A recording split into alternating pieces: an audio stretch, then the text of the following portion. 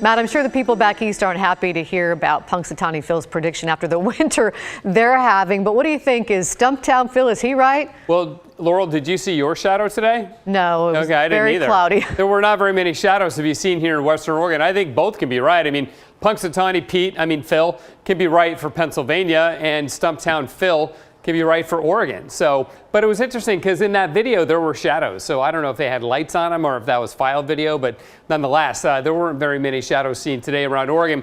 But since we're talking about spring and the forecast for the rest of winter and whether or not we'll be in early spring, let's dig into that just a bit because we're roughly halfway on our way from the beginning of winter to the beginning of spring.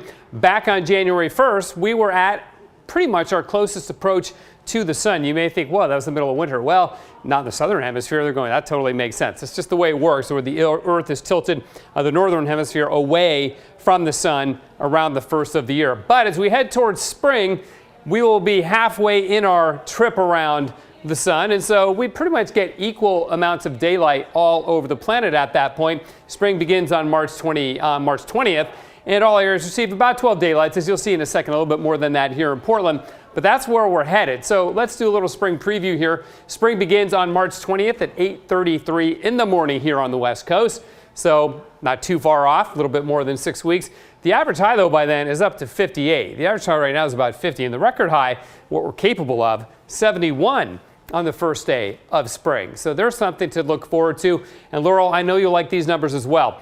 On March 20th, our sunrise will be at 7:13. The sunset, though, at 7:23. So that's a full 12 hours and 10 minutes of daylight. Why the difference? It's because of Earth's atmosphere provides refraction of the sunrise and sunset, so it changes the times just a bit. Nonetheless, that's where we are headed. And there was this little shaft of light at the Oregon coast at Cannon Beach, but it's disappearing quickly. 45 degrees out there, and it's still raining on the coast. It's still raining here in the valleys. It's not widespread heavy rain. It's scattered and light, but it's with us, and there's another batch right along the coast here that'll be pushing on in. So again, we've got rain to contend with tonight and into the morning hours tomorrow. The rain has been light pretty much everywhere in the state. Nobody picking up even 1/10 of an inch up in Washington.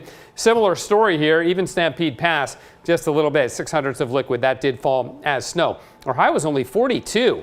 That's cool. It was because of the clouds and the fog that we had this morning, keeping our temperatures down. Southwest Oregon got into the 50s. Now, the overall pattern hasn't shifted a lot. There's an area of high pressure. It's a little too far west to protect us from these storms drifting down out of the northwest, which is what we have right now. We'll get another one coming in later Friday night. But after that, we're going to go to an extended period of dry weather. And we'll get a period of dry weather tomorrow, but not in the morning. It'll be later in the day. There's tomorrow's sunset at 5:20. So here's the way it looks. We get the light rain on Friday, then it dries out. We'll have fog on Saturday morning. Some of our modeling want to bring some rain in on Monday. We'll see if that actually pans out, and the rain will be light, maybe 1/10 of an inch between now and the weekend. That's about it. Hey, we got to touch on that big storm back east. Here it is. It extends from Texas clear on up into New York State. It's rain to the south, ice in the middle, snow in the north end, places like Chicago and Detroit and Cleveland getting a lot of snow, but it is a mess, and it's got millions of people under winter weather warning. So I'm sure we'll be hearing more about that